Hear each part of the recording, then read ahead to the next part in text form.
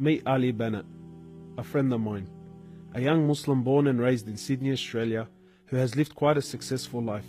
However, it was only recently that his life took a dramatic turn. This is Ali's story. Where are you at now with your life? What's happened to you? At this point in my life, wallah, I've been gifted, alhamdulillah, by Allah, with cancer throughout my body, and I've changed my whole life to sort of helping people. Why do you call it a gift, Ali? And alhamdulillah, it's a gift because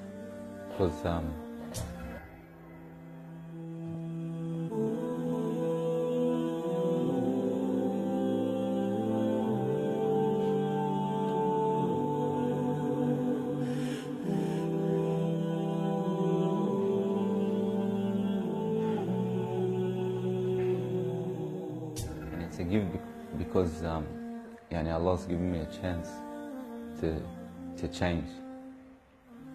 What has having cancer, what has it opened your eyes to? SubhanAllah, everything in life, even the smallest gift, like breathing fresh air.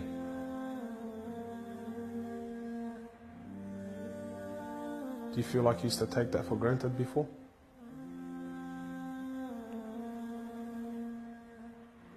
How long have you had cancer? 4 months now. Ali was diagnosed with stage 4 cancer and given only 7 months to live.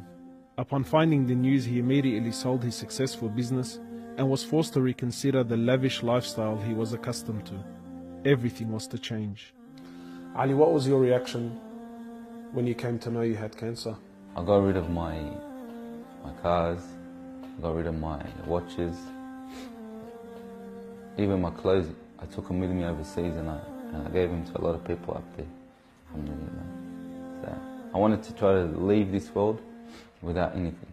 So you were on a mission to get rid of your dunya.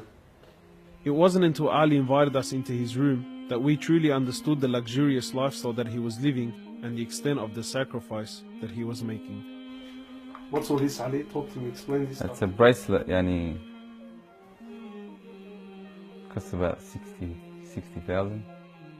$60,000. Yeah. What do you have in these boxes now? They're all my shoes, alhamdulillah. Louis Vuitton?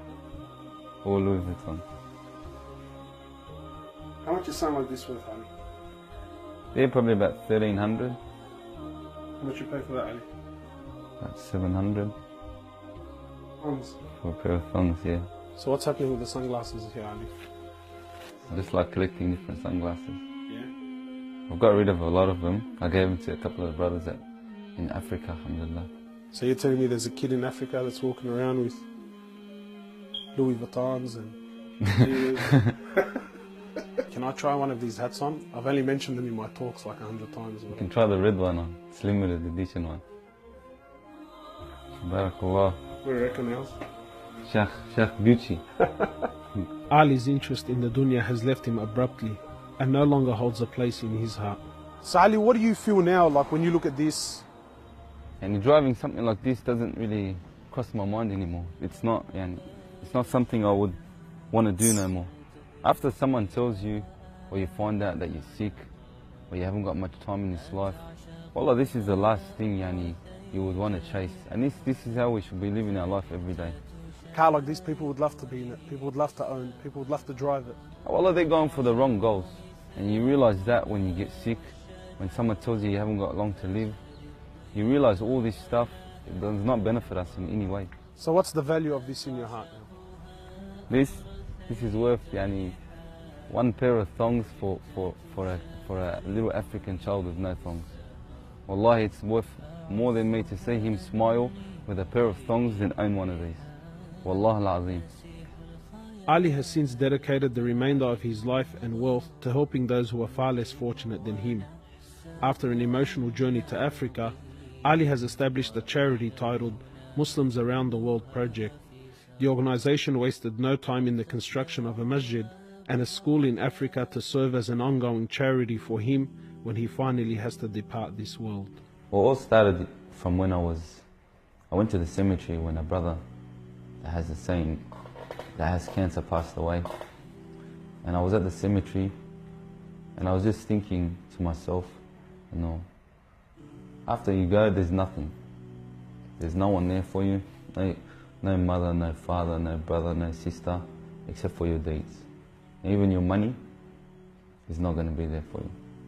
So the only thing that's going to be there for you is a sadaqah. And that's the only thing that's going to help you gradually through your time in the grave till you get to the ultimate destination. As the reality of death further sinks in, Ali spends most of his personal time in preparing himself for his final meeting with his Creator, Allah. The Prophet of Allah says, sallallahu alaihi wasallam, more or less, he says, he who loves to meet Allah, Allah loves to meet him.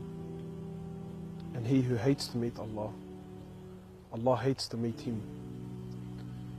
Are you loving to meet Allah?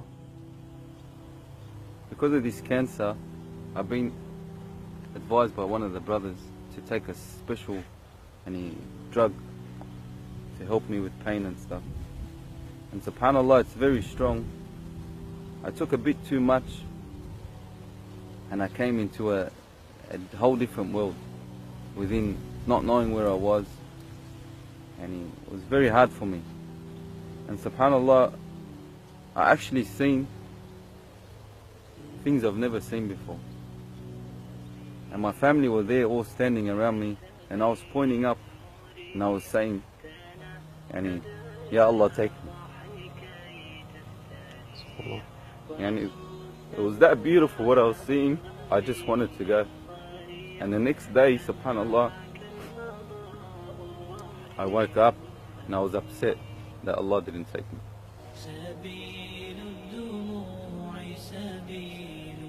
Well, I ask Allah subhanahu wa ta'ala to purify you and to give you shifa, to keep you around us for a long time. Allah, may Allah subhanahu wa ta'ala reward you.